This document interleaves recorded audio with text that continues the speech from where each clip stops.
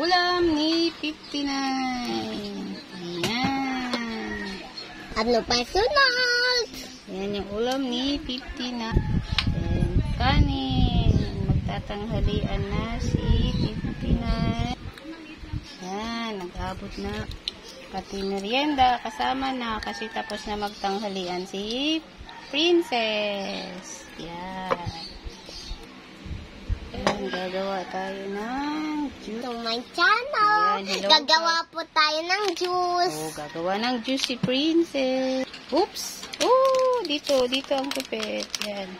Okay. Yan. 1, 2, 3, 4. Okay. Yan. Ayan, ihulog mo na dito. Okay. Bakit pink ang lasa? Pink. Ayan. Mag-juice ulit si Princess.